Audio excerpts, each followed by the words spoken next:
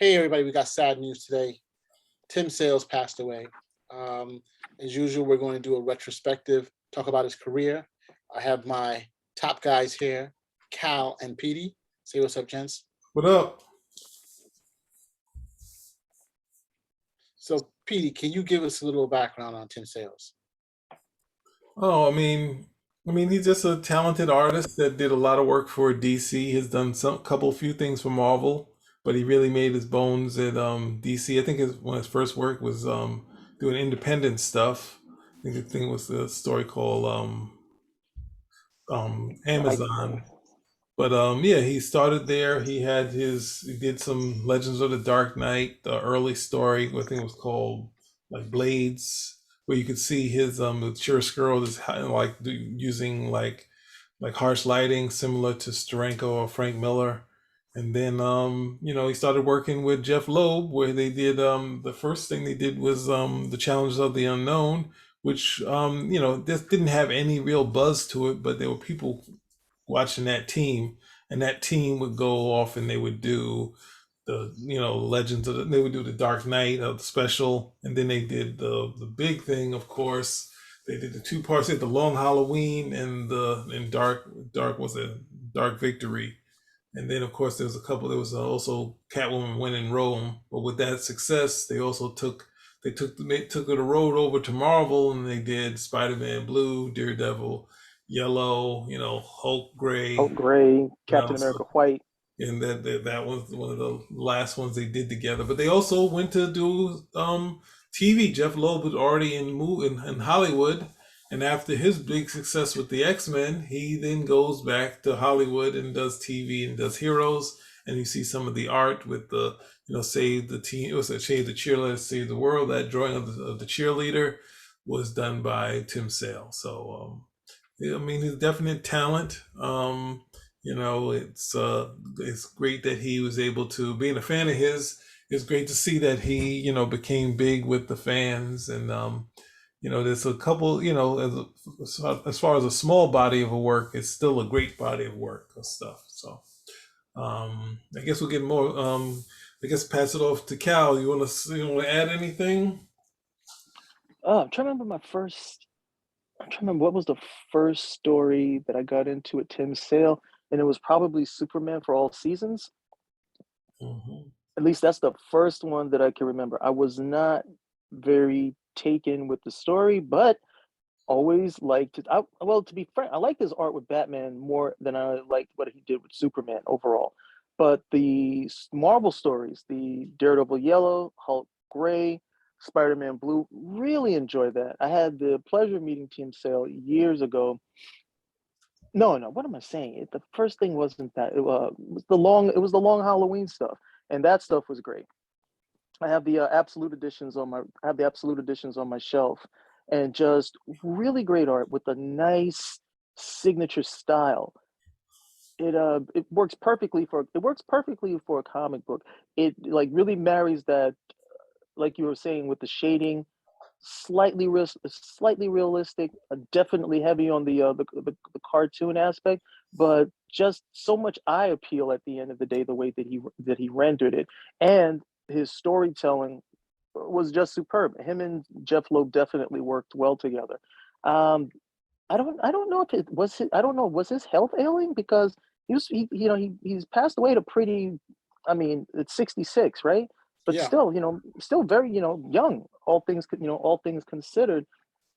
I saw some images of him. I wasn't certain if he was ailing from anything, but uh man, this has just been a year, right? We lose Neil Adams, we lose George Perez, we lose Tim Sale, and the year's not even half over. yeah, he passed of kidney failure. Man, Yeah. Eesh. Yeah, I mean, it's kind of rough. I mean, but you're right. I mean, the long kiss good, not long kiss, the long Halloween is probably one of the most seminal works that he was involved in. I mean, then the brand new movie by what Matt Reeves took inspiration from that, from Jeff Lowe and his collaboration on the long Halloween. So it's interesting that at the top now that he's being remembered for um, helping to bring back Batman on the big screen. His story was a big part of that. That now he would pass away. So it's pretty sad, unfortunately. I guess for me, he had a story, a thing that was going to be his own creator-owned thing called The Killing Floor that I think he was still formulating in his head over a number of years that never came out. And always kind of wished there was a storyline between Jeff Loeb and him over on the Fantastic Four, since Jeff Loeb said the Fantastic Four was his favorite comic, and he's only done like I think scripting Carlos Pacheco's run when they needed someone to kind of help out with the dialogue, the translation from I think from Spanish to English, getting it kind of clear. So I think that's the only thing I can think of as a artist that was left on the table for me. But otherwise, looking at the body of the work and I also would add the approach, because he did. If you look at the Long Halloween, he was doing the very illustrative. I mean, the storytelling was a million times better than the image stuff, but he was doing heavy, like big, large panels, double page spreads, stuff like that you would see in the image book, but it was storytelling was so much stronger. And with Jeff Loeb kind of not going full on like captions and dialogue, he would keep it like X-Men sparse, almost like a Die Hard type of script where there'd be poignant stuff, but it'd be very sparse, and to be like I guess similar to the Wolverine miniseries where Chris Claremont kind of pulled back on a lot of the captions and dialogue, trying to be more like Frank Miller. So it's kind of that approach to dialogue and scripting stuff, and that approach to keeping his art that much open has kind of really changed the way people look at captions and dialogue, where they're like, that's too much. But there's times you find like I was reading the Long Halloween, and some of the points go by really quickly. And I remember Jeff Loeb had a bouncy style on the X-Men, and seeing that they weren't kind of going full on Frank Miller in the because it's their inspiration was the year one for the Long Halloween, and they weren't going into heavy captions, heavy like too much of it. They had some of it, but it wasn't like there'd be these big panels of art and then it'd be like a couple of captions here and there. So it's like that approach to comics is still kind of felt where people kind of don't want much description of anything on these panels, where sometimes you need it, but they did it well. They showed you, but the storytelling has to be that strong to do something like that. And that's what people forget.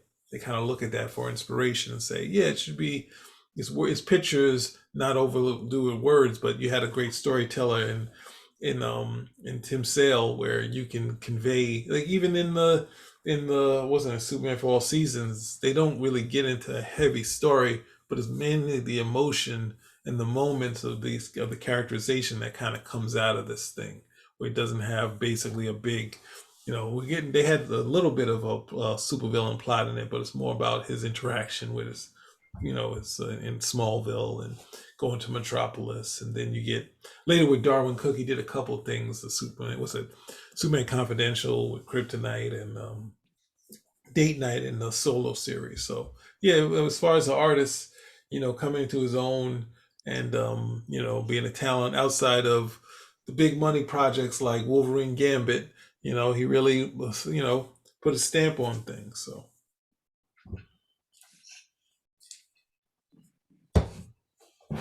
What do you think about his collaboration? Probably one of his most fruitful collaborations. Huh? Sorry, will you show it again? And also, this is a nice book to get. Here, there was 2 editions. This is the second edition. It has some of the stories. It has some heroes pictures, and it also has some stories you haven't seen before in the back. But it also talked about the Killing Floor, which he was still kind of formulating in his head. But it's one of those things where artists is kind of like something I want to do, but they don't want to kill themselves with it. They're just like, I'm gonna let it come to me, and then the 3 million other projects get in the way of that. So, but yeah, it's a good book. Sorry, what were you saying? I said that one of his most one of his more frequent collaborators was Jeff Loeb. Mm-hmm. Which is pretty interesting. And again, some of his top works that are now in film, The Long Long Halloween, Dark Victory, When in Rome, all part of that whole new mythos that we're going to be having with Matt Reeves coming up. Good stories that were popular that people wanted to see and continue. But that was basically what in the late 1990s, early 2000s, right, Cal? Probably like mid, right? Yeah, about that. About that. And so after that, that's when he moved on to doing the Superman. What did you say was Superman? Superman for All Seasons. Superman for All Season. And what was that about? That was, I mean, this is one of, it was a very well received story that humanizes Superman. There was this quote, I think you can attribute it to Mark Waid, where he said he wanted to focus on more of the man and less of the super, that sort of thing. So this is Superman coming to Metropolis, his early days there, and the things he has to contend with, but trying to focus on more of the Clark Kent aspect of the character than anything else. And at the time, I thought it was a pretty good story, but they did so many of these over time that it lost a lot of resonance. It lost a lot of resonance with me. But that's pretty much the long and the short of it. What happened to his career afterwards? His run up well, I don't remember seeing much after 2008, I guess. Well, he was still doing cover work, up until, I mean, he was recently doing cover work with DC Comics, and then I didn't see anything from him. And then of course you hear that he passes away. It wasn't like a situation with George Perez where, I knew he was ill, but, I know he was doing cover work. I don't know what he might've been working on independently, but he was still active. Okay. However, if you're experiencing, kidney failure, you're only going to be so active at the end of the day. So if he's not doing projects and you don't see him doing a lot of work, he was probably turning out whatever he could turn out while, tending to his health. Interesting. Thanks. What do you guys make that it's DC that made the announcement? I mean, is that typical normally the one of the comic houses announce something like this?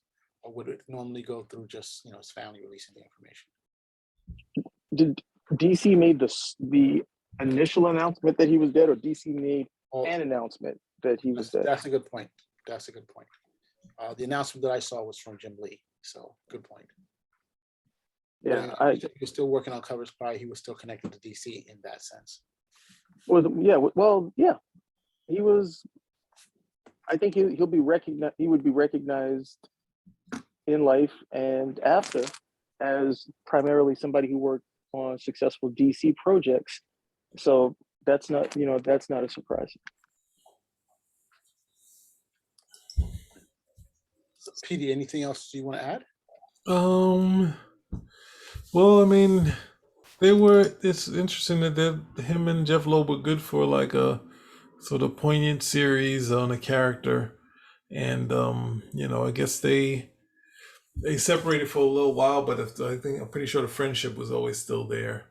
But, so, I mean, just a talent. This is someone that I always purchased whatever he was doing just to see what was going on. And like Cal said, there's also a period post those series where he was doing a great run of covers on Batman. So I mean, yeah, you can see, and then you can see like things with Eduardo Rizzo kind of was in between what Miller was doing and what Sale was doing. So definitely an artist that was kind of influential. And it's just a sad thing to hear because it's you see him on Twitter, see some pictures that he was doing stuff like that. And I think there's one Twitter thing where he pointed out he was like saying some of what we look at what comic book storytelling is supposed to be, but then we go to some of the old stuff and the storytelling's kind of wacky, but we kind of say that this is what it is. But he's mainly just it seemed like a cool guy, and it's sad to hear that he gone through that. And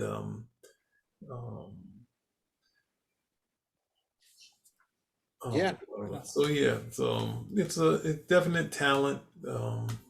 Sad to see him that he's not with us. And as I was saying, I was looking for more stuff. So, what can I say? And with him passing away, of course, this is no different than, I guess, it's similar to Art World that, he passes away, and now there's a great interest in some of his more some of his more significant collaborations with Jeff Loeb, and some of the stuff he did independently. He did an issue of there was a DC series entitled Solo, and he did the first issue cover art with Catwoman. And I remember I had a copy of that up for sale for 3 years. Nobody wanted it, and now now it's, of course, it's gone. So you definitely have that reaction as well. But I've never been I have never been a fan of that. That once the artist passes away, now all of a sudden there's interest, and the art hasn't changed at all. It's just as good when they're living as it is when they pass away. So we should definitely try to say more about these prominent artists and these great guys who are doing all these great things or have done them, while they're here, and they can actually even answer questions or speak to it or be interviewed about it, as opposed to a large amount of interest once they passed away. Yeah, I agree, but unfortunately, people remember things after the fact, unfortunately, and of course, so many things are going on and happening that only until later. But I wanted to just show some of these great scenes from Long Halloween. I mean, the art, the color, just the amount of stuff that is just telling you the story in and of itself. And you see Batman, the way he's drawn. You see the Catwoman, how muscular. You see how the bullets are going. Just absolutely beautiful, the art. I love the beginning image that you have.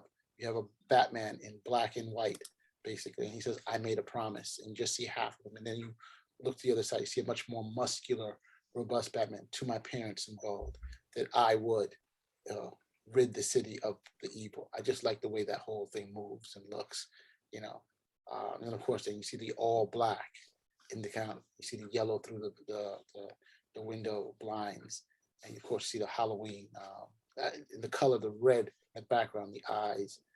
Love it, love it, love it. I mean, this is probably one of the most arresting looking comic books that I saw when I was growing up. So, talent that we've lost, talent that we have, and we're glad for some of the work that he was involved in that we like to enjoy. Yeah, no, and let's see, you can see that approach and keeping it, having, I mean, I'm not against having a lot of dialogue and captions, but you could see this point, especially that first page with Bruce Wayne. It's kind of really kind of their approach to how to do comic books, and people kind of took it to heart. But you really need strong storytellers to be able to pull this type of stuff off, because a lot of stuff has to be said in the artwork that a lot of people can't do, and other times your story dictates how much dialogue you need. So Yeah, it does. It does. So, gentlemen, is there anything else you guys want to add to this? Rest in peace, Tim Sale. You will be missed. Condolences to Mr. Sal's family. Yep. Spinrack out. How did you pronounce his last name?